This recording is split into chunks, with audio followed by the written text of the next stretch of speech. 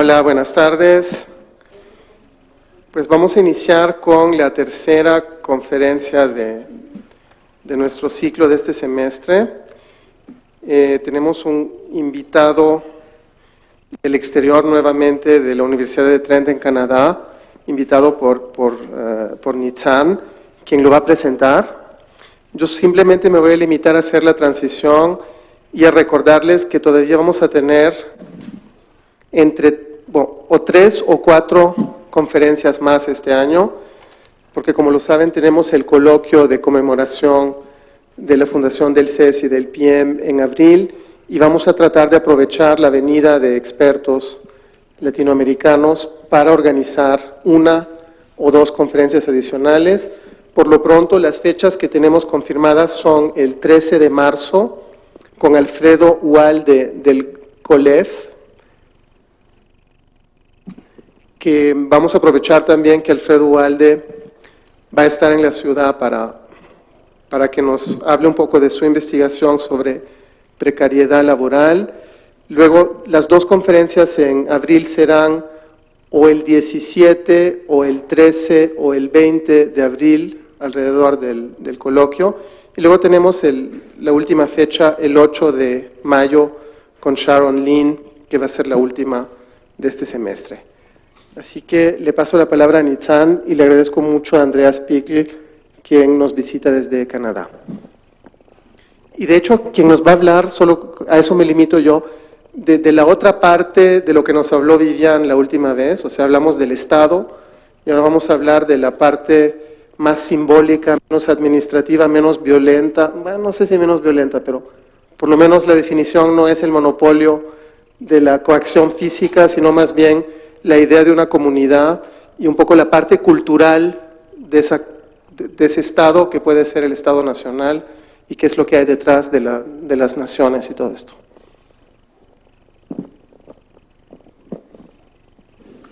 Hola, buenas tardes. Lo voy a hacer bastante corto para dejar tiempo para la conferencia y la discusión, pero tengo el placer de dar la bienvenida a Andreas Pickl. ¿Se escucha?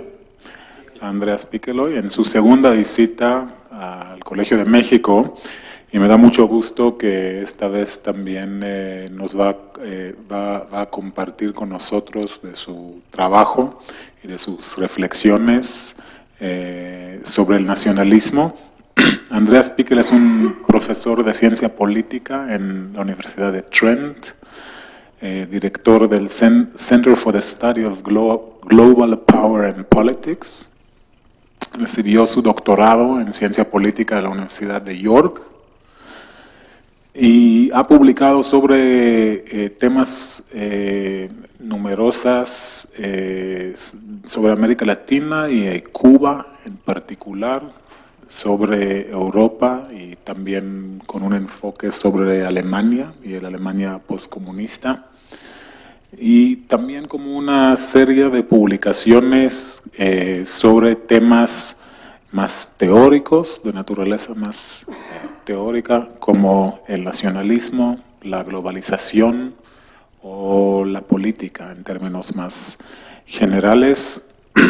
Entre sus numerosos libros de autor y editados, se destacan The Problem of Order in the Global Age, Systems and Mechanisms, publicado por Palgrave Macmillan en 2006. Su traducción del trabajo de Karl Popper, The Two Fundamental Problems of the Theory of Knowledge, publicado por Routledge en 2008. Y un libro de coautoría, The Grand Experiment, Debating Shock Therapy Transition and the East German Experience.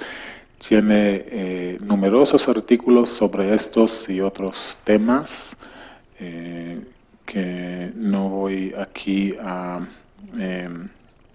mencionar, y capítulos en libros. Yo debo mencionar que tuve también el placer de conversar con Andreas en circunstancias menos formales. Fuimos a comer tacos Y yo no creo que muchas veces uno va a comer tacos y se queda sentado en una taquería unos 2-3 horas. No sé cómo lo vieron los dueños de la taquería, pero ahí estábamos todavía 12 horas después discutiendo. Y el día siguiente me escribe Andreas que tenemos una tensión productiva, así lo dijo, y sí, yo creo que es una manera muy positiva de verlo, porque tensión había y productividad también, por eso quedamos tanto tiempo. Entonces espero que hoy también, Andreas, nos presentas ideas y reflexiones que aun si no todos estamos de acuerdo en todo, que por lo menos sea una tensión productiva. Gracias, Andrés. Muchas gracias, buenas tardes. Muchas gracias para la invitación del instituto para organizar esto, para profesor Sonnleitner y Sir Shoshan. También quiero dar gracias a dos gente que me ayuda en la traducción, profesor Gilberto Jiménez de UNAM y una doctorada de aquí, Natalia Vargas. El título, tema de mi presentación es La nación como categoría sociológica, sistemas y mecanismos. Sistemas y mecanismos se refieren a un marco filosófico para las ciencias sociales. Para mi trabajo, la obra de Mario Bunge siendo muy importante. Su materialismo emergentista y su realismo científico. Una filosofía similar con influencia particularmente en Inglaterra es el realismo crítico de Roy Bhaskar. Los sistemas sociales, así como los sistemas naturales, son reales, concretos y materiales. Sin embargo, también son culturales, esto es, una propiedad simbólica, inmaterial y emergente de los sistemas sociales. Las naciones, particularmente las culturas nacionales, no son sistemas sociales, como argumentaré, sino sistemas semióticos poderosos que forman y son usados en una variedad de sistemas sociales. Un mecanismo social es un proceso real y no simplemente una categoría analítica o una hipótesis causal que ocurre en sistemas sociales concretos. El Colmex es un sistema social real, su mecanismo central es la investigación. Hoy nuestra conferencia es un subsistema social temporal, su mecanismo principal es la presentación y discusión de resultados de investigación, en nuestro caso por un académico invitado y no por un miembro del Colmex. Un mecanismo social no solo es invisible, la mayoría de realidad social es, sino que comúnmente es difícil de identificar. Junto a los sistemas sociales en los que operan, los mecanismos deben ser conjeturados y modelados. Todo esto corresponde a un esquema ontológico del cual derivan ciertas implicaciones metodológicas.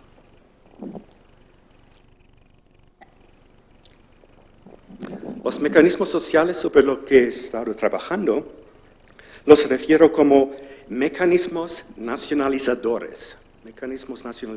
Antes de definir los mecanismos nacionalizadores, presento algunos ejemplos de sistemas sociales en que estos mecanismos operan.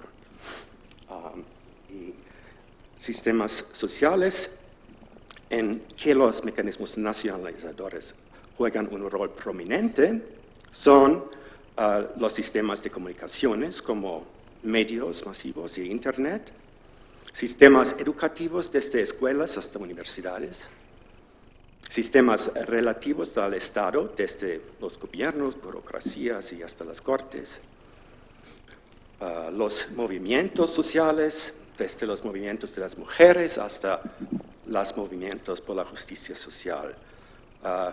También sistemas de clase, por ejemplo, el sistema inglés versus el sistema canadiense. Los dos sistemas son anglosajones capitalistas, pero muy diferentes. Finalmente, sistemas étnicos y raciales, como el sistema racial norteamericano o el sistema etnocultural racializado de México.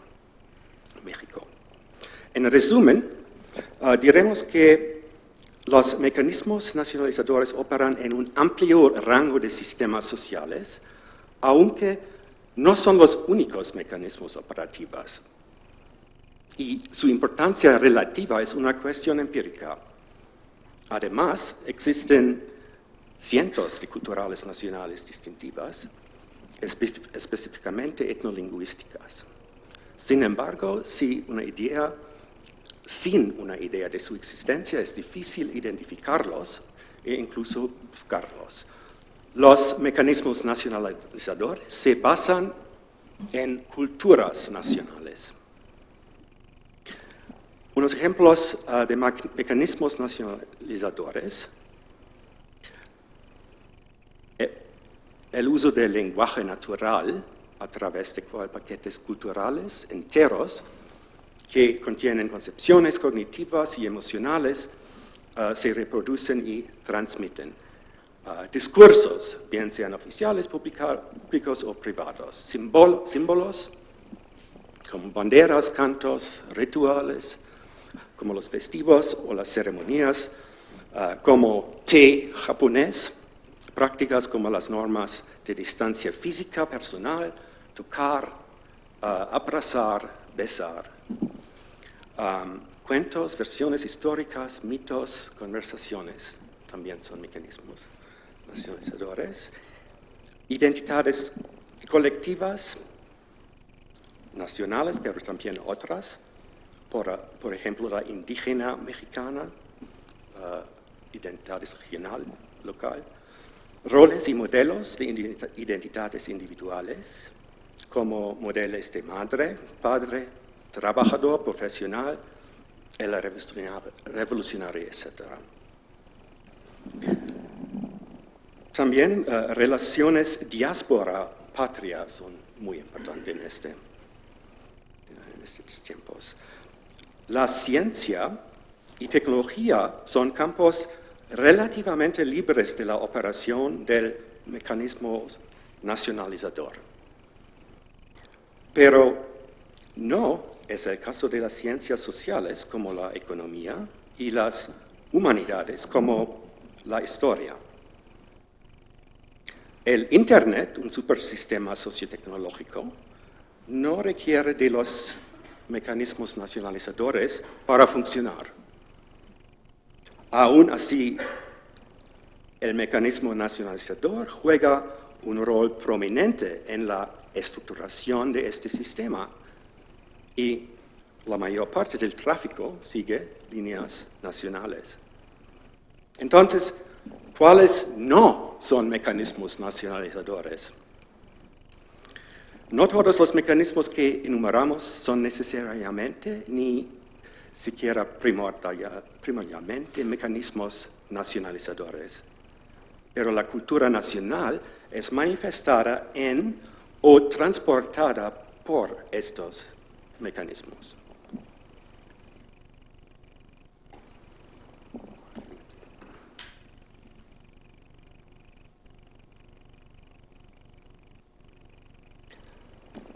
La definición: un mecanismo nacionalizador es un proceso enraizado en una cultura nacional que opera en una variedad de sistemas sociales. Ejemplo, cuando un político procura obtener apoyo para cierta política económica, él o ella intentarán movilizar el apoyo necesario y la legitimidad de cualquiera de estas políticas, como si estuvieran alineadas al interés nacional, más que al interés del sector financiero o del capital industrial. El proceso político básico para la legitimación y movilización requiere entonces del mecanismo nacionalizador para ser operativo. Ciertamente esto se hace más evidente en caso de las guerras con países externos. Esto nos lleva a la pregunta central de esta conferencia. ¿Qué es exactamente una cultura nacional? En mi perspectiva, una cultura nacional es un sistema semiótico, un sistema distintivo, aunque simbólicamente muy complejo, en conjunto con sus usuarios. Los usuarios de la cultura nacional, como sistema simbólico, son obviamente los individuos, pero también los sistemas sociales como corporaciones, instituciones estatales, movimientos sociales, pequeños grupos y familias son usuarios del sistema. Nadie usa la cultura nacional como un todo y no todos sus miembros son igualmente competentes para usarla. El sistema simbólico de una cultura nacional se constituye a la vez de elementos fuertemente estructurados y de elementos difusos y mutuamente inconsistentes. Piensen, por ejemplo, en diferentes tradiciones políticas dentro de una cultura nacional. Es una caja de herramientas, pero la mayor parte de ellos moldean y son usados de manera inconsciente, es decir, habitual. Vale la pena poner las culturas nacionales en el contexto evolutivo de la aparición y transmisión de la cultura humana. Las culturas nacionales son históricamente fenómenos relativamente recientes.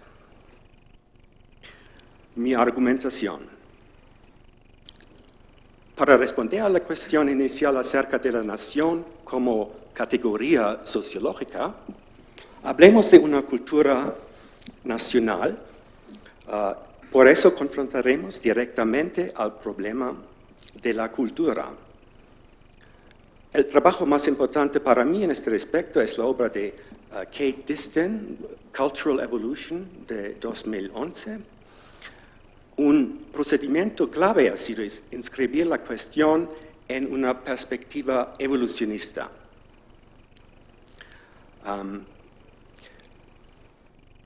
De la misma manera y por razones similares en que resulta necesario situar las cuestiones acerca de la cultura nacional en una perspectiva histórica. La emergencia de los lenguajes creó un mecanismo no genético para transmitir a otros la información cultural. La preparación biológica de la especie humana para la adquisición del lenguaje, la capacidad cognitiva para la metarepresentación y el hecho social de la existencia de comunidades de lenguaje natural hicieron posible la emergencia de los lenguajes artificiales. El lenguaje natural fue una precondición para la emergencia de los lenguajes artificiales. Y la adquisición del lenguaje natural por los individuos constituye una precondición para el aprendizaje y el uso de los lenguajes artificiales. El papel de los lenguajes naturales para la cooperación, la comunicación y la formación de la identidad colectiva continúa siendo fundamental. Y para ilustrar las diferencias entre lenguajes naturales y artificiales, tomamos algo de esos. Lenguaje natural, español, inglés, ruso, polaco, Ojibwayano, una lengua indígena de Canadá, Greenlándico. Lenguajes artificiales son escritura, moneda, notación, musical, lenguaje programado, computadora.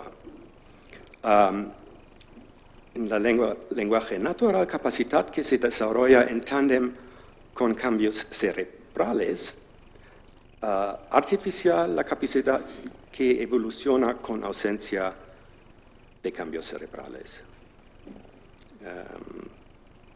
La emergencia para la comunicación, explosión de la cantidad de información, es lenguaje natural, emergencia para la representación, almacenamiento y manipulación de información.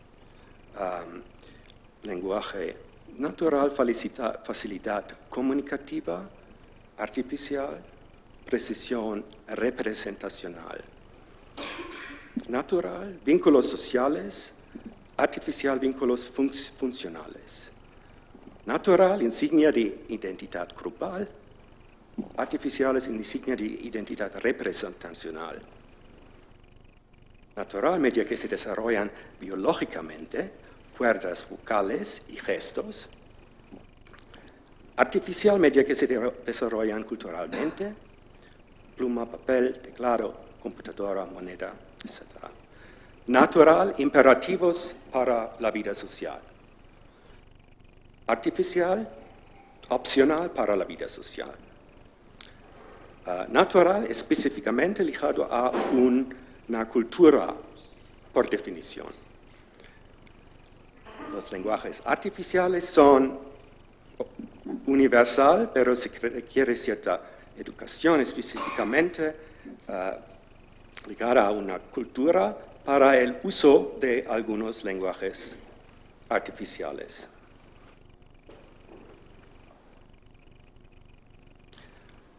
En la perspectiva sistémica, aquí presentada, la cultura incluye sistemas simbólicos y sus usuarios, los que en conjunto se denominan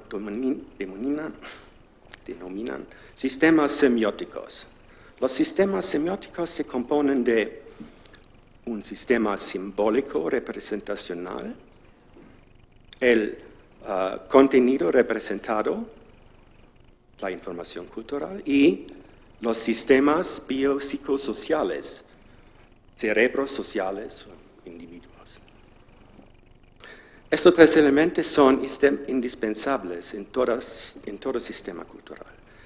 Si bien un sistema semiótico contiene a sus usuarios, estos no constituyen necesariamente un sistema social.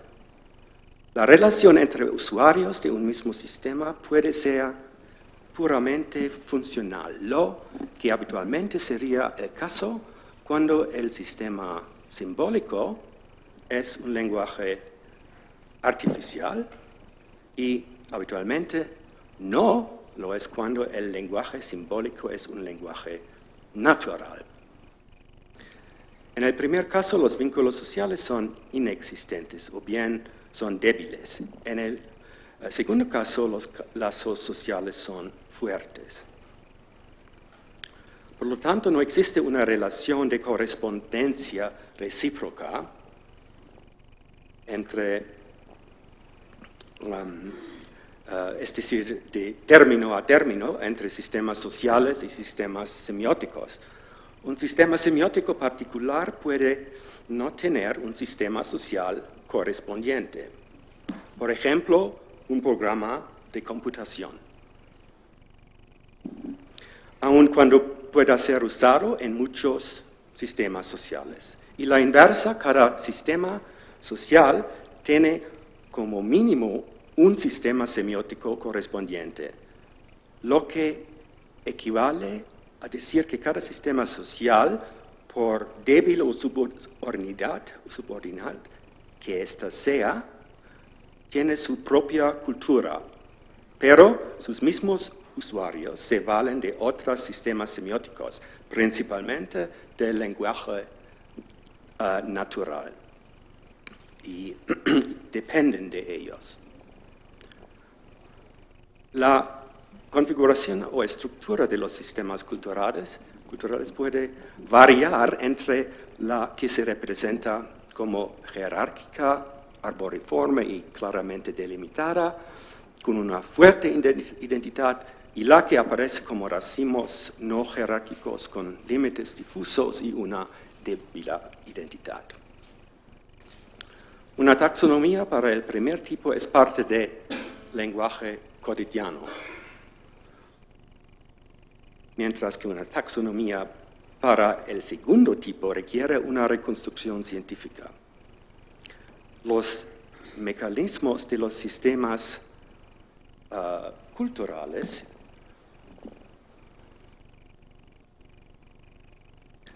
incluyen mecanismos cognitivos, particularmente metarepresentación, y mecanismos sociales, por ejemplo, formas de uso del lenguaje, que tienen efectos específicos, funcionales o disfuncionales, en los sistemas que los contienen, así como también en otros sistemas sociales y naturales con los cuales interaccionan. Hay mecanismos de tres tipos: no genético, uso del lenguaje, herencia cultural; cognitivo, mecanismos cognitivos, imitación; esquemas emocionales, esquemas conceptuales y metarepresentación; y también mecanismos sociales, cooperación, usos del lenguaje, acentos, dialectos, conversaciones y pluriculturalismo.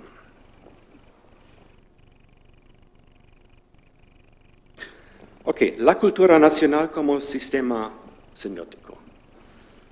Entre los estudiosos de las naciones y del nacionalismo, la cuestión de si una nación constituye o no una entidad social, es decir, un sistema social, sociedad, comunidad, es controversial. La mayor parte de los nacionalistas piensa que su nación es una entidad real, compuesta de miembros que son personas reales. En otras palabras, la nación es realmente un sistema social concreto, y no, por cierto, un sistema social cualquiera, sino el más importante entre ellos, con fronteras claras entre nosotros y ellos. Los estudiosos del nacionalismo tradicionalmente están de acuerdo con esta tesis, aunque desde las últimas 3 décadas esta visión de las naciones como sistemas sociales ha sido ampliamente debatido. Algunos han vinculado la nación a las modernas estructuras sociales y sus particulares necesidades funcionales, como Ernest Gellner. Otras han acentuado la construcción histórica de las naciones, como Eric Hobsbawm, y su carácter de imaginado, Benedict Anderson. Mientras que otros más han focalizado las naciones como poderosos sistemas simbólicos de la era del nacionalismo, Anthony Smith, o como ideologías cotidianas o nacionalismos banales de las sociedades modernas, como Michael Billig. Aquí proponemos una conceptualización de nación filosóficamente más autoconsciente, esto es, la nación como cultura, es decir, como cultura nacional.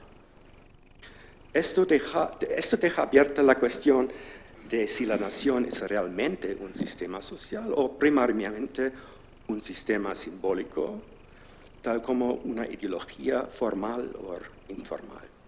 Las culturas nacionales, como se ha argumentado, la discusión de este punto son sistemas semióticos y en cuanto tales pueden o no corresponder directamente a sistemas sociales particulares. La gran ventaja de esta conceptualización radica en que, además de no cerrar la cuestión de la correspondencia, nos permite desarrollar análisis diferenciados sobre cómo las culturas nacionales se relacionan con una amplia gama de sistemas sociales. Desde las familias, el parentesco, los grupos étnicos, hasta las organizaciones económicas, los sistemas de comunicación, los estados y las instituciones internacionales.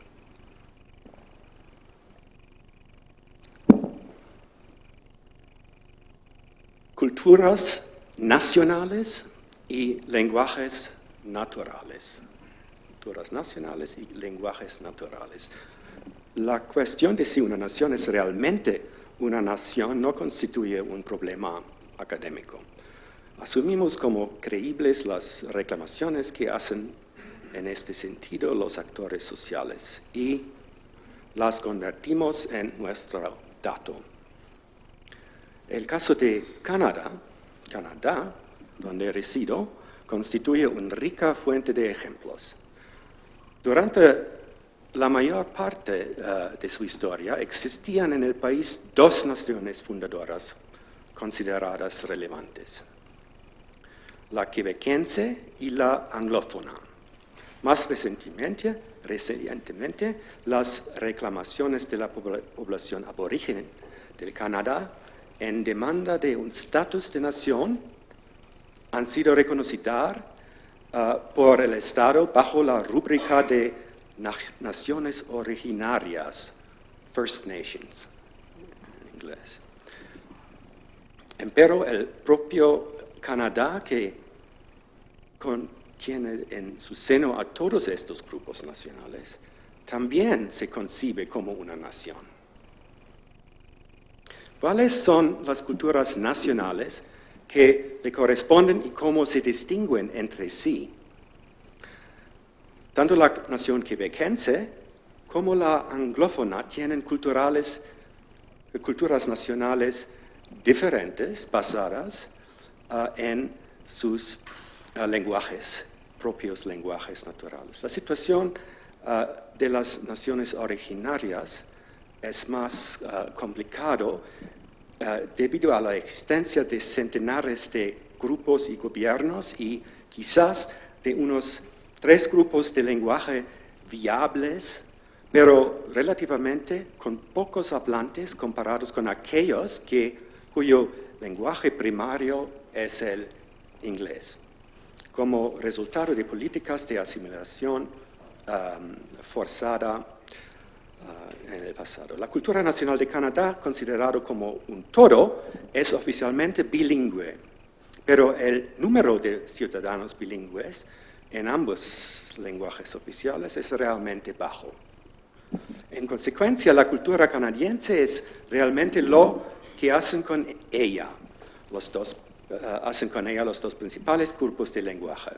En el caso de Quebec, la cultura nacional quebequense prima sobre la cultura nacional canadiense, para algunos a una costa de la separación.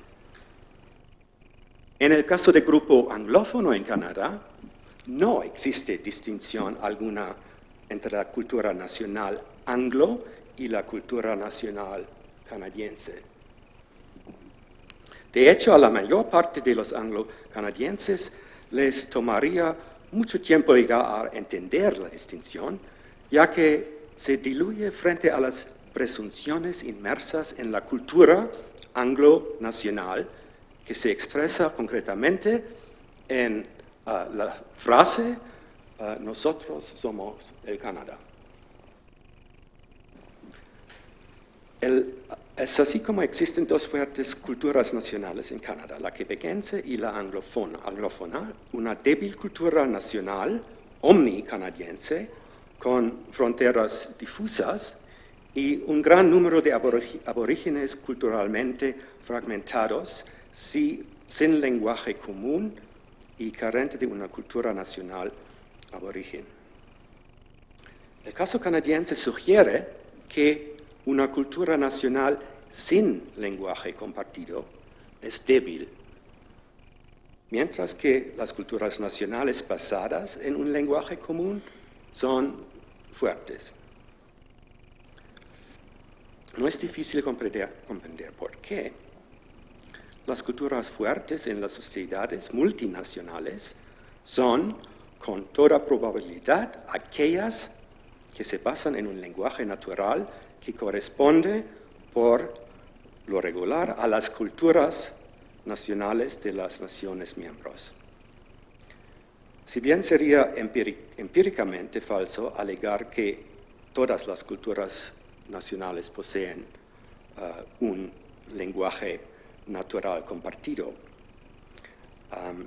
parece ser que las culturas nacionales desprovistas de un lenguaje compartido constituyen una clase particular. Los lenguajes naturales son los ejemplos más claros de sistemas culturales con fronteras relativamente impermeables y por lo tanto con una estructura filogenética arboriforme.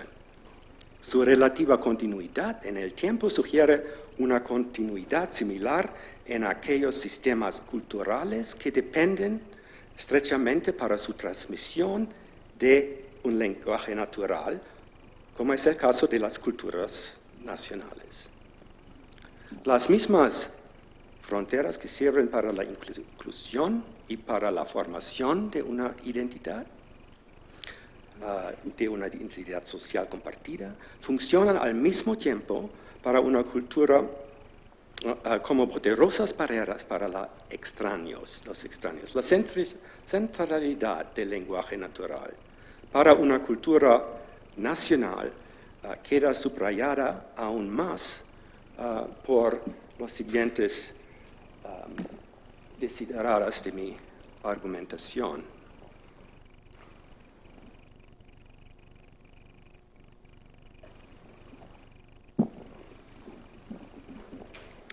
Al destacar la comunicación, los actos de lenguaje actúan como conductores de normas culturales y a la vez como cemento que mantiene unidos a grandes grupos. Nuestro instinto de cooperación, sobre el cual reposan los beneficios de realce de la comunicación, recibe una dirección a través de las maneras en que aprendemos a comunicarnos durante la adquisición de un lenguaje natural.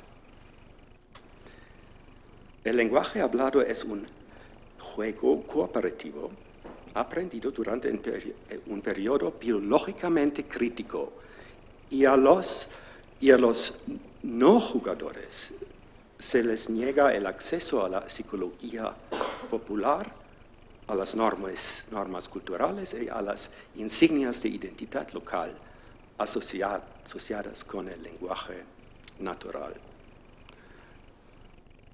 La metarepresentación es el mecanismo que hace posible que la información se combine a partir de más de un linaje cultural.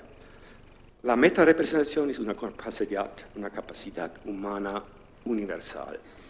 Un lenguaje natural proporciona un patrón culturalmente específico de metarepresentación a través de esquemas conceptuales y emocionales.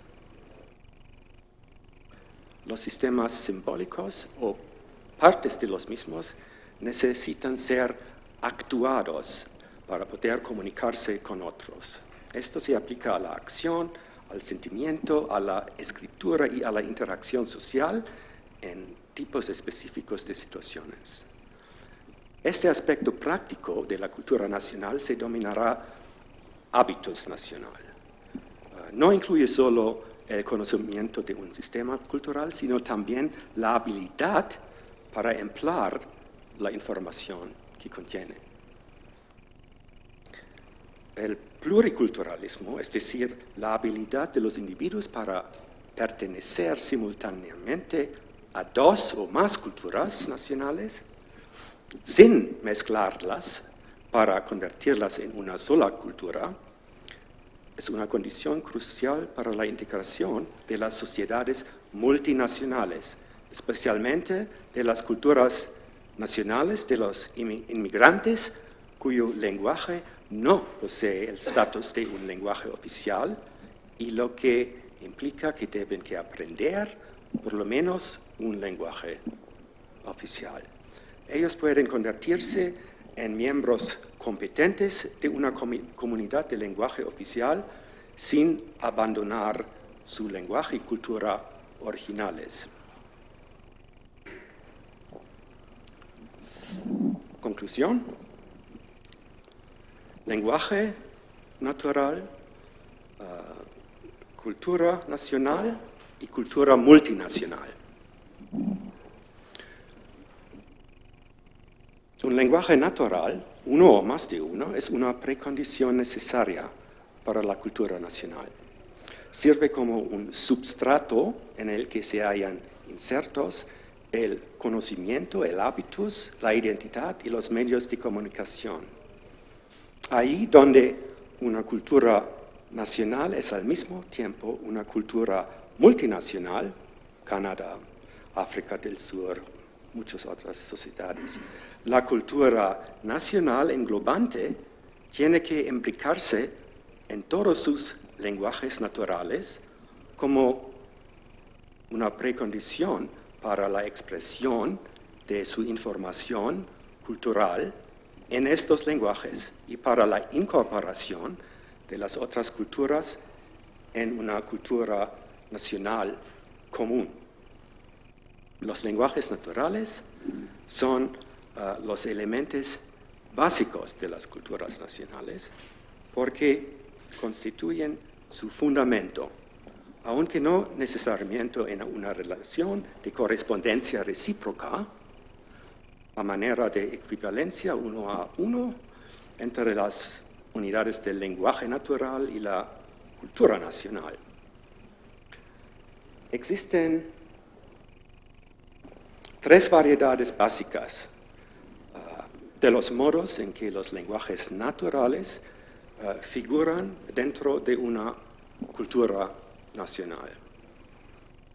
Primero, pueden existir un lenguaje natural exclusivo o dominante y una cultura nacional dentro de una sociedad, estado, en cuyo caso se da una correspondencia directa entre ambos, siendo habitualmente el lenguaje dominante el lenguaje oficial exclusivo, en casos como Francia, Alemania y muchos otros países. Segundo, un mismo lenguaje natural puede ser compartido por varias culturas nacionales, como en el caso del inglés, del español, del alemán, del portugués, del francés y otras. Sin embargo, lo que se comparte es solo la forma escrita del lenguaje.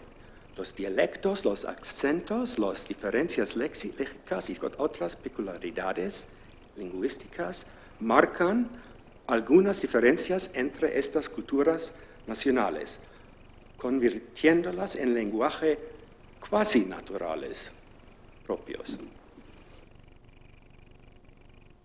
Tercero, pueden existir 2 o más lenguajes oficiales que cambian significativamente la naturaleza y la dinámica de la cultura nacional oficial.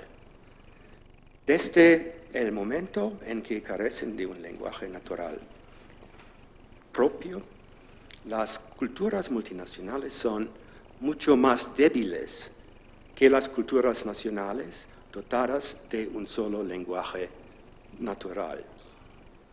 Las culturas multinacionales que comparten una sociedad-estado son llamados también estados-naciones, un término técnico que juega con el ampliamente utilizado nación-estado en inglés. Variedad en que un lenguaje natural figura dentro de una cultura nacional. Desde el fin de la Segunda Guerra Mundial no existen casos de culturas nacionales separadas que se conjunten para formar un Estado con una cultura multinacional. Mientras que si existe cierto número de casos de estados multinacionales que estallan para conformar estados correspondientes a sus culturas nacionales constituyentes. Un lenguaje natural es el fundamento de la metarepresentación y por lo mismo no constituye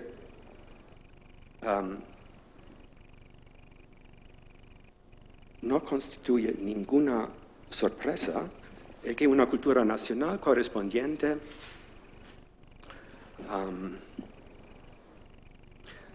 tenga el carácter de una metacultura con respecto a otras culturas.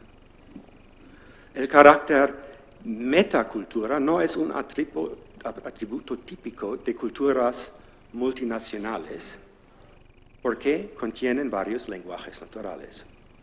La metacultura se adquiere durante el primer proceso de adquisición de lengua. Algunos niños pasan por esta etapa de desarrollo manejando 2 o más lenguajes.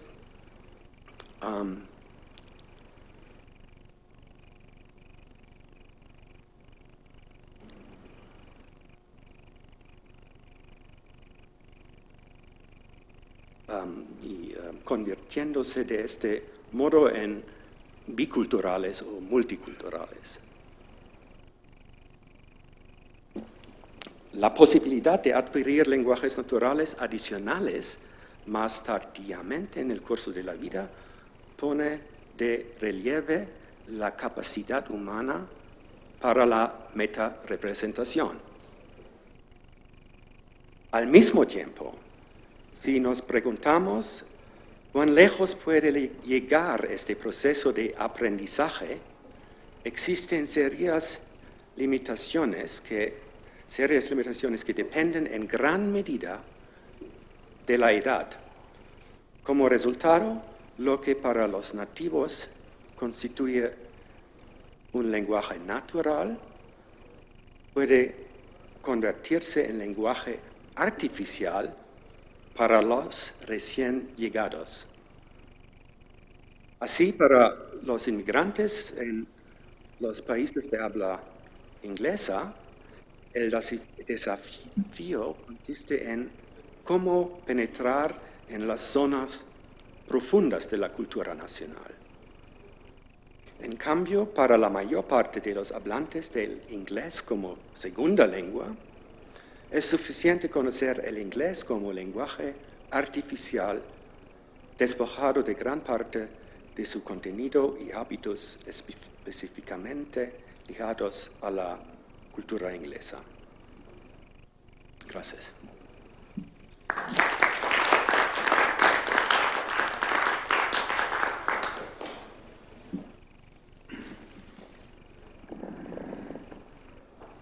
Bueno, muchas gracias. Vamos a poner a discusión el papel del lenguaje natural en la comunicación científica internacional.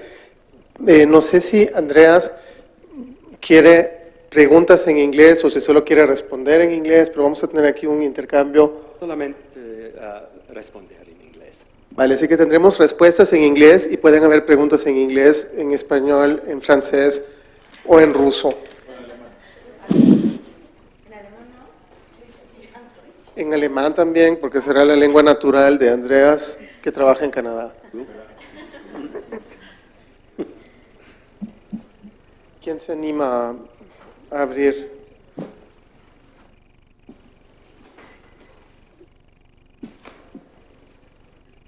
Marco, por favor, sí. Y también los estudiantes que se animen a preguntar algo, ¿no? Muchas gracias por la presentación. A mí me llamó mucho la atención que trabajando con teoría de sistemas, en ningún momento de la presentación haya utilizado el término función. En cambio, haya enfatizado constantemente el concepto de mecanismo que solo lo definió como un proceso y lo ejemplificó en el caso de los mecanismos nacionalizadores.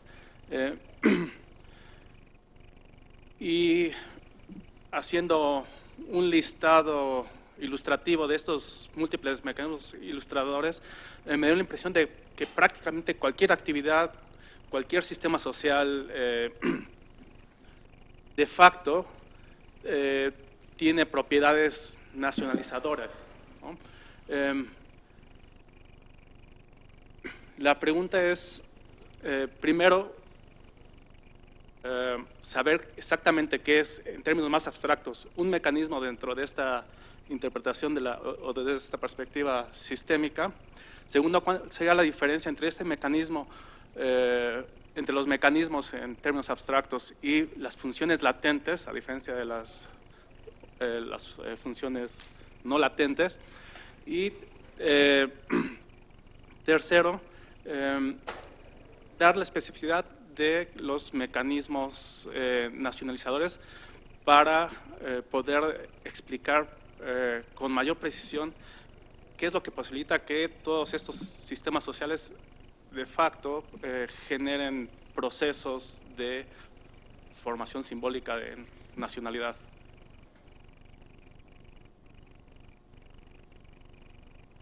Yeah, I'm not sure if I fully understood the second and third question, but I'll start with the first and then maybe you can pose these again. This is a very important question. It seems like all social systems contain nationalizing mechanisms.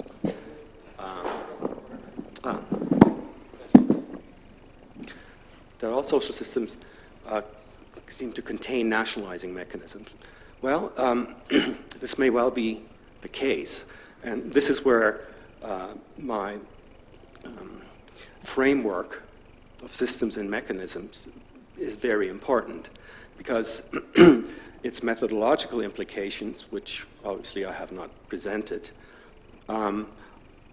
are different from the kind of methodologies that are widely used in the social sciences. One of the things that this approach rejects is a variable-oriented form of causal explanation. And I think one of the main points and one of the main strengths of this framework is that it's a philosophically broad and explicitly argued framework that also fits into all the sciences and all of reality, natural reality and social reality.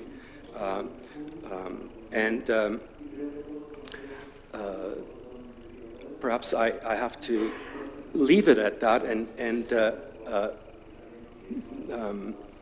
point out that in the systems and mechanisms framework, there is a realism about systems and mechanisms that probably would be rejected by many, though more out of hand than, I think, based on reasoned philosophical argument. And so in any social system, in our social system right here,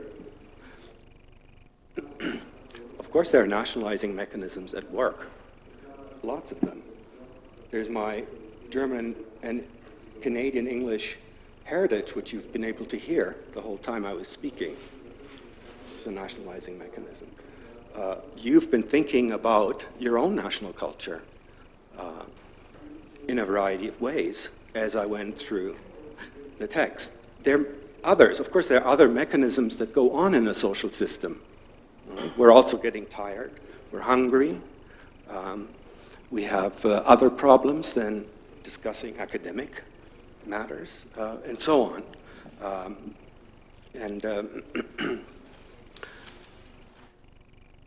So this raises obviously more questions than it answers, but I think it puts it perhaps in perspective.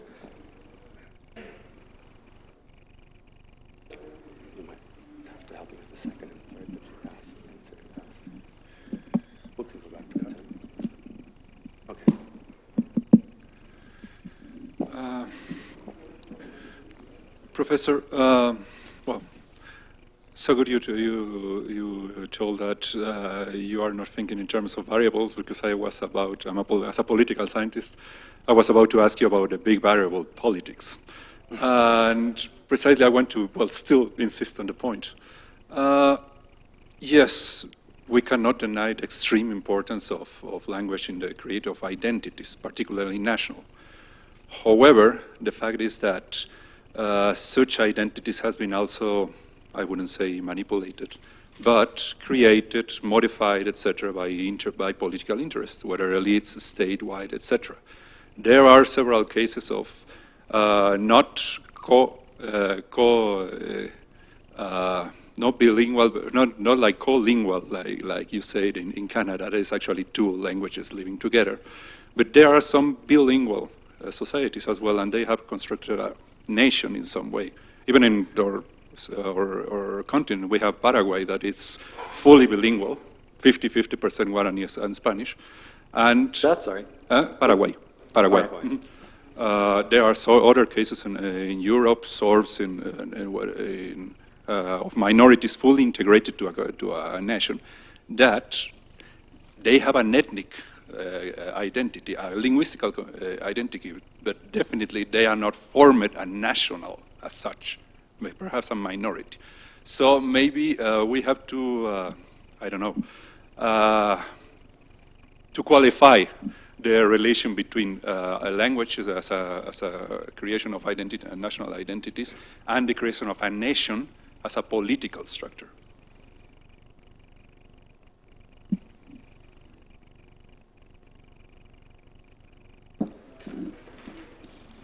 Yeah, okay, thank you for the question. The fact that natural languages would happen as artificial languages at the same time, or as part of those, that they're manipulated and even created, as we know, quite a few national languages have been, I don't think really affects my argument, because it's not a problem for it, you know, that there's manipulation. This is not this is something that I fully accept, but it's not what I was really looking at. I don't see how it undermines the argument, and so in that sense, you know, it's an addition to the discussion, if I take it, or that's the way I would take it. I think your remarks on fully bilingual minorities is really interesting. They're very, very interesting cases. And I think in Mexico there are probably more than 1 million people who fit in that category. Those people have usually a tremendous advantage in a number of respects, because they actually more or less master both languages, and with it, the natural languages within it. So these people usually, I mean, if I think of Canada, I think of second generation immigrants from all over the world who go through a Canadian school system and who cannot be distinguished by their language whatsoever. They can be distinguished ethnically and racially, but that's another question. As such, they're fully part of the, actually not the Canadian bilingual, because it doesn't really exist as a strong one, but they're fully part of either the Anglophone national culture or the Francophone national culture, or perhaps a native culture. And those people have those two systems at the same time. There are many interesting questions that emerge from that, and we have many people probably around the table who could speak from personal experience about what that may mean, but I'm not sure that I'm not sure how you think that changes things. Maybe you can follow up on it. Well, maybe I would like to make the point clear for us. What causes what? Let's put it that way. What causes what? What causes what? I'm still thinking in several cases of natural languages that, as you said, they don't create nations per se. They are international languages such as Spanish, etc. They create some kind of identities.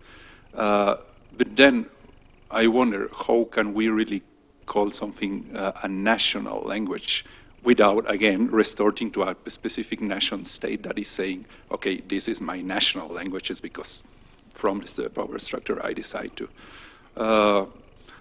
I was remembering a part of these examples. Some years ago, Montenegro decided that it was time to have their own language. The problem was, well, okay, it was Serbo-Croatian that it was already a problem because it was already Serb and Croatian, even if the language were more or less the same. And they decided to call our languages, well, I don't recall the word now, but in the constitution they had to put, okay, the national language of Montenegro is our languages because they didn't have a proper word for it. And at the very end, 5 years ago, they decided to create a Montenegrin / Serbo-Croatian dictionary that actually it's extremely strange because more or less all the words are the same. So again, there are many variables. I'm sorry, I have to use the word. I know you don't use it, but there are many variables that create a national language, and politics is one of the most key cases. I just wanted you to elaborate on that because otherwise I have the feeling that a natural language will lead to a nation, and sometimes I think there are several processes in the road. Mm-hmm. Yeah, maybe I'll start with the.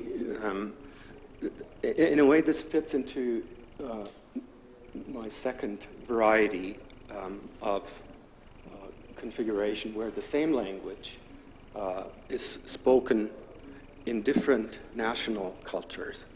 The one that I'm most familiar with personally, because that's my birth language and where I grew up in, is German.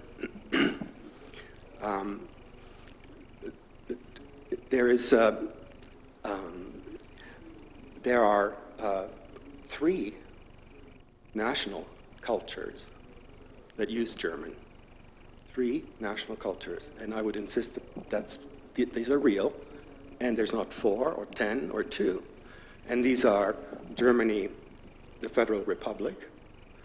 That's Austria, and the German-speaking part of Switzerland.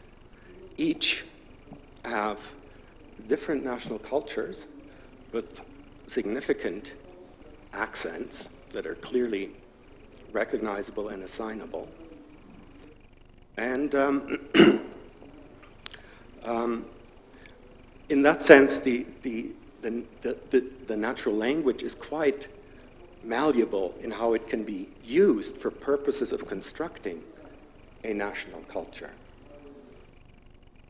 And there are many ways, and I think this is a problem most societies face nowadays because we're not going to be a global community anytime soon, and immigrants move from one national culture to another for the most part. And so these kinds of questions about language and culture are central. Now, no, I understand I have to defend my alternative approach, which is not variable-oriented and fully causal. And that's because, in reality, there are mechanisms that are not causal, that are random. the example is the spread of an epidemic. On the level of the entire epidemic, the system is random. The spread is random. There are individual causal things that you can point to, but the spread of the mechanism of the spread of an epidemic, is random. And there are also mechanisms that are mixed, that have some causal and that have some random elements to it in reality. So that's the big claim that I'm making. And so if you can only use the traditional variable-oriented causal approach, then you are not really able to grasp the reality, the social reality.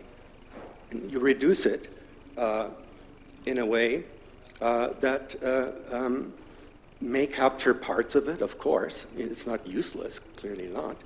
But I don't think it's certainly not, certainly shouldn't be the only or the standard method to explain social reality and social change. Because I think it has these very serious limitations. They have to do with our limited understanding of the role of cultures, of which there are many, not just national cultures, in a variety of institutions that we like to make variables of, whether as big as power, or maybe just the government of, or maybe just the Department of Foreign Affairs, or whatever it may be. Okay. Well, thank you, Andreas. I thought I'll wait, but my points are very closely related to what the person before me has asked. I think I'll make your life a little more difficult, even more, because what happens if you start from the idea that there is nothing like a national culture as a given, that it happens, it gets constructed at different points of time through a combination of different factors. And I say this because I come from, history, social history, anthropology, and within anthropology, the notion of culture has been very severely debated over, years, till the time they came to accept that culture, you cannot start with the idea of culture as a given, right? And then nation, let's not get into all the discussions around the idea of nation. So what happens if you were to start from the other end, right? That's one. Second, I totally agree with this idea of natural languages, because I come from India, where we have 18 official languages and many more, fighting to be recognized as official languages. And not only that, when the government several years ago tried to kind of impose Hindi as the lingua franca, there was tremendous opposition. People setting themselves on fire, all kinds of stuff. So, again, for me, this idea of a national culture that kind of draws or takes recourse to language so closely, is very problematic. And thirdly, then this is even more difficult, because you spoke of, nationalism as a semiotic system. There have been people saying, historians mainly, that again there is nothing given about the naturalness of a language, that languages themselves become natural as a result of a process. No? Evolution? No. For example, Sanskrit was not the natural language of ancient India. It was a court language. It was a cosmopolitan language. It, traveled in courts, but it was. Over time, it came to be recognized as the natural classical language of India, things like that. So, you cannot say culture and nation both as givens, and German is spoken in Germany, let's say, or things which you have yourself, pointed out the problems with that. So, and there was one more thing. And the other thing is, why I say this national culture, if you look at historical processes through which, colonized nations and colonizer nations attain nationhood, I think what I'm trying to say will make much more sense, that you cannot really start with the idea of, natural cultures as already existing. Thank you. Una propuesta. Podemos juntar varias preguntas porque ya están surgiendo varias preguntas y probablemente algunas se van a... Ya. Gracias. Tiene un poco que ver con lo que acaba de decir la señorita. Y son dos, las mías son un poco más básicas en realidad. Y bueno, una es qué efectos, y también relacionado con lo que decía el compañero sobre la dimensión política que a veces no se considera justo en estas afirmaciones, ¿no? ¿Qué efectos políticos y de uso lingüístico tendrían estas afirmaciones en un país como México, específicamente, en donde pensar justo que un lenguaje común construye una cultura común? Me parece que eso es peligroso, pero a lo mejor no entendí bien si eso es lo que está sosteniendo. Y eso se relaciona con la segunda pregunta, si eso acentuaría la condición de desigualdad o de discriminación, por ejemplo, en la que viven las culturas que no son nacionales, específicamente las indígenas. Y bueno, esta es una tercera que más o menos anoté acá. Usted decía que ponía el ejemplo del inglés, ¿no? A través del cual nos podíamos como entender. Y yo le preguntaría si justo en esa lógica podría ser considerado en términos políticos el inglés británico que el inglés estadounidense, que el inglés que yo podría hablar en una conferencia, por ejemplo. O sea, si el lenguaje sí es común y puede ser quizás comprensible, pero desde dónde se habla y quién lo habla, también puede importar en una relación social. Si es así o no es así. No más. ¿Otra pregunta acá? Bueno, yo tengo dos dudas sobre un concepto que mencionaste en tu presentación y sobre una diferenciación que mencionaste también que me parece importante pero que no se desarrolló y me generó curiosidad. Tú mencionaste que hay una diferencia que después de ciertos mecanismos sociales operan, en donde está el lenguaje natural. De eso depende si una nación va a ser fuerte o débil. No me quedó muy claro qué es lo que tú entiendes por fortaleza y debilidad y cómo la medirías, ¿no? A partir de qué tú decides o tú identificas que un Estado es fuerte o un Estado débil. Y la segunda sería, ¿cuál es tu definición de mecanismo social? Lo que tú mencionas constantemente en tu presentación. ¿Qué es la definición que tú usas de mecanismo social. Oh, De mecanismo, pues, ¿no? Sí, okay.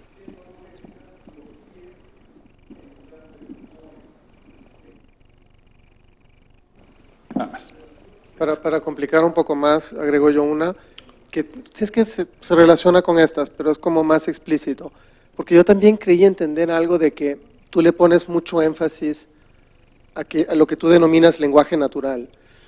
Yo primero, creo que natural está entre comillas claramente, ¿no? Porque no sé lo que sería un lenguaje natural cuando un idioma es un proceso cultural que cambia constantemente y que requiere de una organización administrativa para fijarse y definirse y normarse en algún momento. Por lo tanto, no hay lenguajes naturales. Los nacionalistas reivindicarán que tienen un lenguaje natural y si lo logran, pues efectivamente será el lenguaje natural nacional y si no lo logran, pues no será así, será un dialecto, ¿no? o un, no sé cómo le dirían aquí en México, a las 84 lenguas que no son el español, ¿no? Pero lo que voy es que, no, pero les dicen dialectos, o por lo menos popularmente les llamaban dialectos, y, o sea, el hecho de acceder a la categoría de lenguas, lo que denomina es un éxito de un aparato que remite a la pregunta fundamental del colega acá, que es el problema político, que yo no lo veo tampoco muy claramente, pero desde mi punto de vista el problema fundamental de la nación es el Estado, la relación entre Estado-nación, y tú también planteaste la pregunta, ¿no? ¿Qué define concretamente qué es una cultura nacional? Y aquí sí, para provocarte explícitamente, ¿con qué variables podemos responder a esa cuestión? A sabiendas de que a mí lo del lenguaje, se lo dice un austriaco a un alemán, no me convence para nada, porque no es un criterio operativo empíricamente hablando, ni en Europa, ni en América Latina, ni en África, ni en Asia. Entonces, por lo tanto, hay otros criterios. Yo creo que uno de los más importantes sí tiene mucho más que ver con política, pero y bueno, tercera pregunta, no pudiste desarrollar tu propuesta metodológica, ¿no? Pero sería interesante ver si puedes un poco mencionar algo sobre eso, sobre qué aportaría este framework y cómo se aplicaría metodológicamente. Okay, thank you. That's great questions. Lots of them. I'm going to be fairly brief on the question of the constructiveness of language, which has been so central in anthropological and sociological discussions. Because I think there's a lot of philosophical misunderstanding, or just no real philosophical basis to it, but that's just a claim that I'm throwing out, but that you may not like. The basic point is that just because a social system, a language, a symbolic system is constructed, doesn't mean it doesn't exist, or you can't model it, or you can't grasp it. That part, I just don't understand that argument. Of course they're all constructed, those national cultures. They didn't come from extraterrestrial beings. They have a historical trajectory. And of course this historical trajectory is full of politics, full of it. None of it. Natural should not suggest that there's anything naturally given. I mean, that's the big argument that while we grow up with natural languages that do form a great part of our worldview,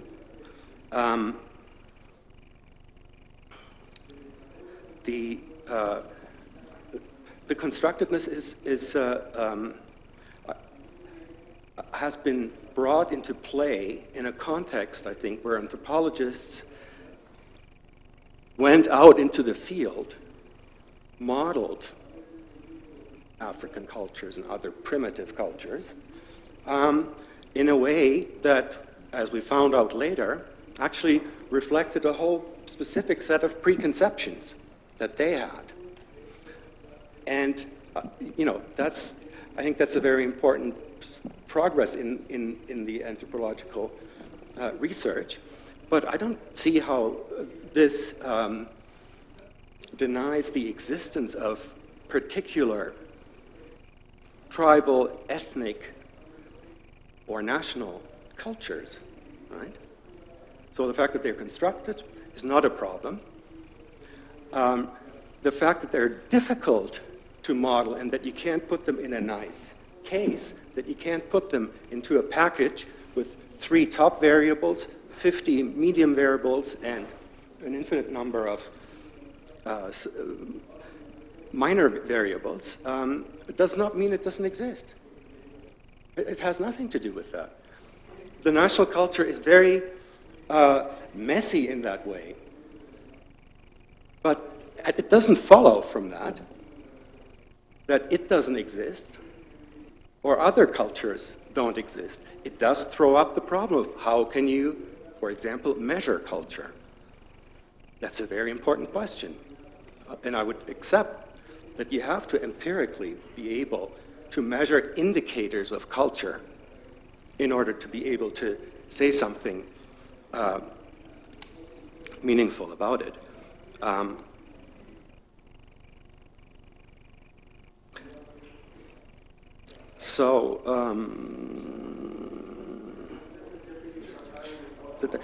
Let me.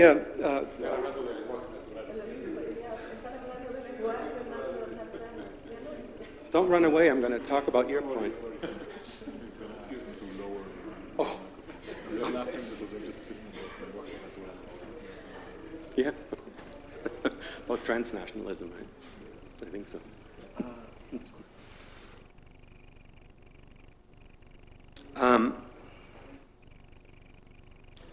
So I think I would like to pick up the question, what is a natural culture made of? And even though I don't like the variables approach, I can reformulate it and say, okay, what elements is a national culture composed of, without committing to variable methodology.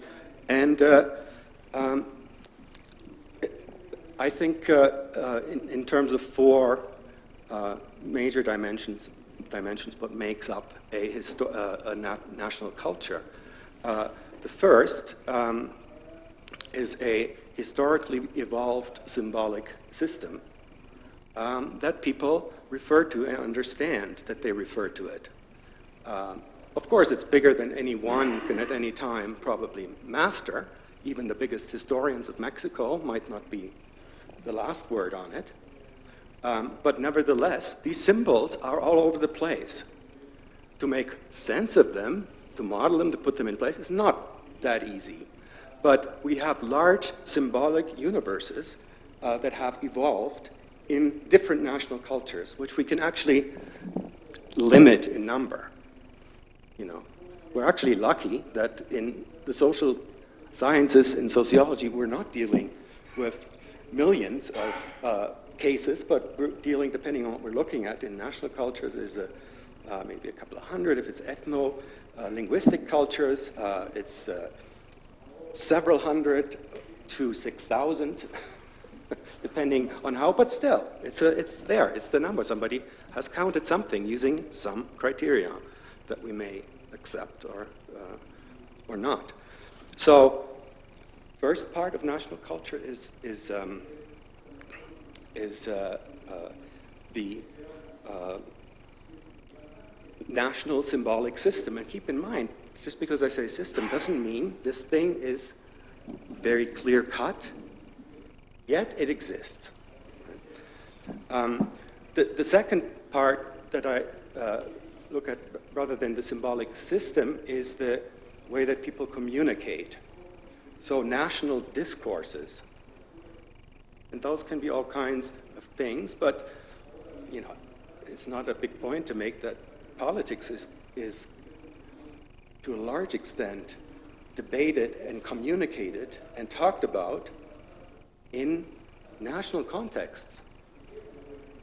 Even if you talk about certain international or global problems. But that's not a big claim to make. Mexico has the newspapers and TV stations that most of the population watches. And there you go. There is a rich source of analyzing national discourse. And I don't think you'll mix that up with something that happens in English in Arizona, though if it's in Spanish, it might well be Mexican and is more closely related, after all. The third element of a national culture, and I think I don't speak just of national identity, because I think an identity is only part of a national culture. These symbolic systems that I've been referring to are not identity, though without them, we couldn't define the collective identity. So I think the third part of a national culture is an identity, a collective identity, the way that people construct themselves as Mexicans or Germans or Israelis or Canadians. And as I showed in the case of Canada, they disagree. They don't say the same thing. Yet we can both understand both, and they both exist. So collective identity, but also very important is individual identity. I think our identity as individuals is very strongly shaped by the national culture. I mean, what else is it shaped by? By a few rock bands that are from England or from, I said, okay, so they have an influence, true, but it's not that deep. Right? So I would call those weaker cultures, if that's what we're trying to speak about. They're national role models. The old sociology of roles is national. Of course, there's similar role models, but maybe some are even very close or the same. But on the whole, I don't think they are. And in the overall system of role models that exist in Mexico, I think they're unique. So the identity is the third part, and the fourth part, and this is just tentative. This is trying to answer that question that you pose. What is a national culture? What are the variables we would be looking at? How could we turn them into indicators and measure them? All of these questions are fair, and I accept them. So the fourth element of a national culture is what I've referred to as national habitus. And the habitus is not, and you could say there's a habitus system. Not all Mexicans have the same national habitus, but again, there's a range. And people who know that this is Mexican and not Indian. No problem. And what is habitus? Well, it operates, it's habitualized stuff. So it operates at a subconscious or unconscious level. It is not only knowledge, but primarily the ability to use a national culture, to use parts of the symbolic system in a particular way. How do I approach a person if I want to be friendly? How do I approach him if I want a confrontation? Is a confrontation even part of the repertoire that is accepted? And if I do it, how will this be perceived? And in terms of habitus, I think we're all, in that sense, I think it's deterministic, because yes, of course, there's a determination that happens from above on individuals. You can say that and at the same time claim that individuals have room for all kinds of action that is open, where they can play with, manipulate, use as tools elements of the culture. But I think to just look at it in that way is to miss the other important part, which is it makes us as people, as individuals in the first place. The fact that those of you who are Mexicans, and again, there are differences. There are unilingual Mexicans, there are unilingual white Mexicans, there are unilingual brown Mexicans, I think. They're bilingual ones, probably in all the racial categories, but mostly in the brown.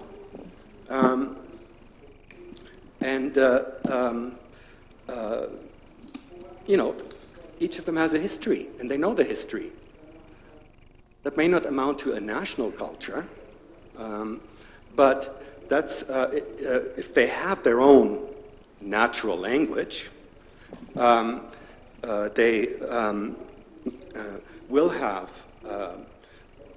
strong elements of their own symbolic system, their own identity, collective and personal, their own habitus.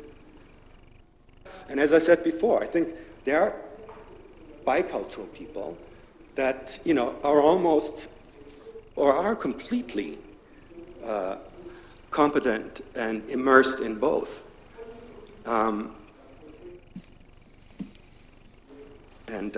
So I hope I've addressed especially the critical questions about what are the variables. Of course, causal mechanism. About it, I should say about the mechanisms and systems. As I mentioned, not all. First of all, mechanisms are real concrete processes.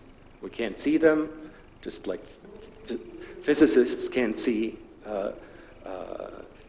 subatomic processes. We have to conjecture, we have to model, and we have to indirectly find out about them. But they're real.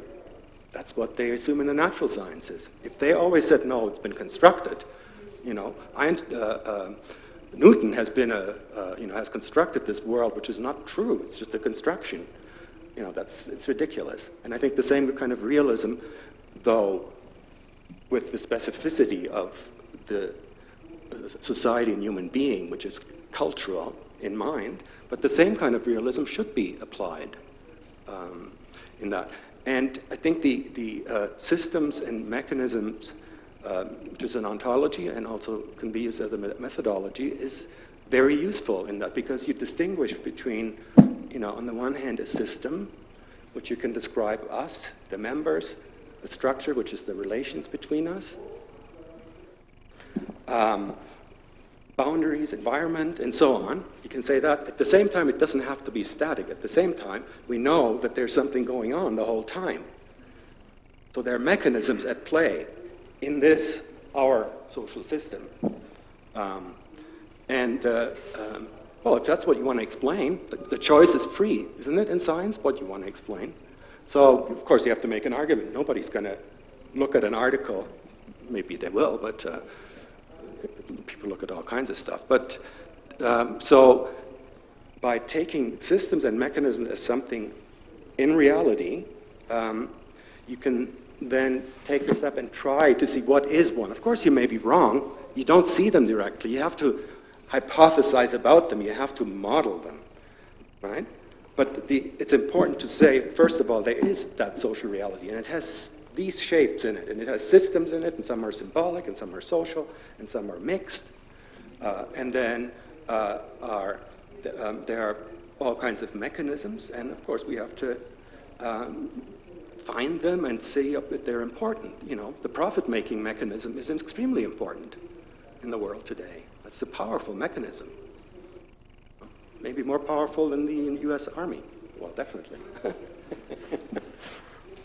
And so I guess it's the realism about it, and it poses many questions, but it gives you a different sense of how to approach parts of reality that you want to understand better. Or it's also a way in which you can use to look at other work. It's not like, you know, we have to wait for people to use systems and mechanisms. In fact, you know, a lot of researchers use them implicitly. They don't call it that, but you don't get that methodology, right? So a really good historical sociologist, of course, is a systemist. If you know Michael Mann, for example, very clearly and he's interested in historical mechanisms of certain kinds, right? So all of this is not like you have to invent it from zero, but it's there. But I think if you recapture it or try to recapture it in this kind of realist framework, it's actually advantageous, whatever that exactly means, but by scientific standards that are widely shared. I mean, I'm not making up new standards either. In fact, you know, I would be happy to be criticized on that, from that kind of perspective, saying, oh no, that's just not scientific. I guess most people in social sciences wouldn't do that. Nowadays, it would be a faux pas. ¿Hay más preguntas? Todavía tenemos un poco de tiempo. Mientras se les ocurren otras preguntas, los indicadores. ¿Qué indicadores podemos utilizar para medir tus dimensiones? For example, I talked about one of the 4 dimensions is national discourse. There is a big literature of discourse analysis, and I don't mean postmodern kind of wishy-washy stuff, but I mean empirical discourse analysis that takes real discourses, which usually text, but not always. And, you know, that's there. They also have indicators. I don't have to make them up, but they may not call them national. There's actually one discourse theorist that I think is very good. He's Dutch and lives in Barcelona, Toyn van Dyke. Yeah. And, you know, he's trying to do work in that particular, how do you make progress on capturing discourses and understanding them and understanding the mechanisms that they have as they work in a political context of one kind or another. So, you know, these things are there. They just have to be, he doesn't talk about national culture, he talks about ideologies and big ideological systems, but what are they? Socialism? Or I don't know what he has in mind. He doesn't say. I think he's also blinded because we don't want to talk about national culture. Because it's somehow nationalism, or it's somehow simplistic, or it's somehow, well, I think it's wrong. These are not the only cultural systems, but I think they are nowadays the most important cultural systems. Well, how can I say most important? Science and technology are extremely important cultural systems, right? And those are not national. Unless we're talking about us poor fools in the social sciences, where it is national. But, perdón. Muchas gracias. Voy a pensar mucho. Pero yo quisiera saber qué pasó después de los tacos. Cuando se quedaron platicando. ¿Nos podrías ayudar, Ritzan, a ver cuáles son las tensiones que podrían ayudarnos por la discusión, aunque sea muy brevemente, entre la posición, entre las posiciones que ustedes tienen? Sí, lo podía hacer, lo podía hacer quizá de manera de algunas preguntas, pero varios de ellos van a ser relacionados con temas ya mencionados. Por ejemplo, para mí el modelo, si llamarlo así, de Andreas, y sobre todo en su énfasis en una cultura lingüística, me hace pensar mucho en el argumento clásico de Benedict Anderson, que mencionaste también, Andreas, de las comunidades imaginarias. Un tema central al argumento de Anderson es lo que él llama la fatalidad del monolingüismo humano, como un factor que da origen al proceso de la consolidación de Estados-naciones y de culturas nacionales. Ahora, resulta que esta fatalidad no existe y que en la historia humana culturas monolingüistas capaz que fueron la excepción y no la norma. Y no solo eso, sino que esos,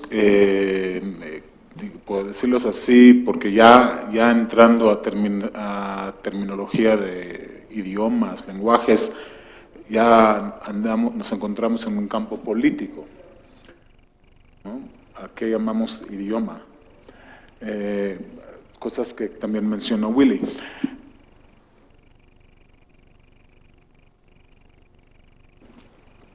La realidad histórica nos muestra que no fueron tanto culturas bilingües, como puede ser el caso en algunos países hoy en día, sino ámbitos lingüísticos realmente heterogéneos, donde se mezclaban varios códigos depende del contexto, que solo luego, por fuerza política, fueron homogenizados, estandarizados y producidos como un idioma nacional. Todo eso sí me hace pensar en la importancia que hay que atribuir al proyecto político de la nación, o a la nación como proyecto político, más que como una identidad imaginaria que se construye de manera casi espontánea sobre un base de idiomas diferentes, digamos, que lo hacen posible. Y entonces eso ya es para mí marca una diferencia, porque yo veo a esta importancia de los procesos políticos como una fuerza continua en la historia. No creo que es algo que se hizo una vez y ya.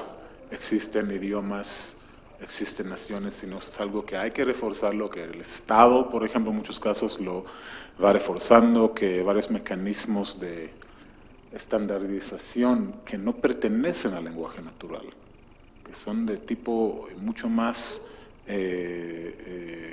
científico, construido, vigilan y castigan, ¿sí? Porque hay castigo para errores también de esta naturaleza. Entonces, ahí yo creo que hay, por eso yo creo que bien lo describió Andreas como una tensión productiva, más que como una batalla antagonística, digamos, ¿no? Un punto, hay otras que salieron.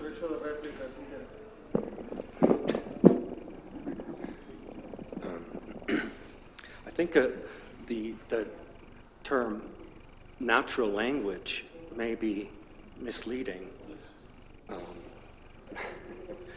And I think it comes, in my discussion, out of this broader evolutionary context.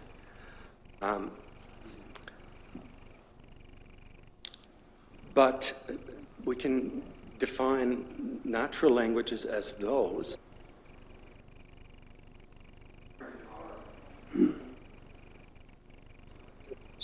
phases of development. And of course, you could argue, well, they're all different. Your parents told you it's completely different from what some differences. But I think, on the whole, families don't have cultures that can provide some alternative to national or civilizational systems. It's ridiculous. Of course, they're all part of it. Yet, there can be differences within families, and there's not only one. And there's, again, there's, of course, a lot of politics around this, because language is political power. But I don't see how that changes the fact that I don't think language is that malleable, that, you can just take it and, if you have all the TV stations in the world, you can quickly reprogram us all. Well, look at the communist experiences in reprogramming people with all the power over communication that they could muster, they could applied. They didn't really manage to subvert the natural languages that people learned and spoke, which contained elements, whether symbolic or identity or habitus, that rubbed up against the communist system and its policies. So I think we shouldn't underestimate how resistant to change and political intervention natural language systems are.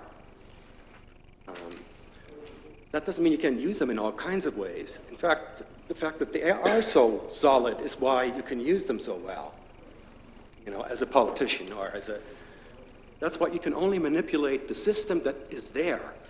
And it's those that know the system best and are in the positions where they can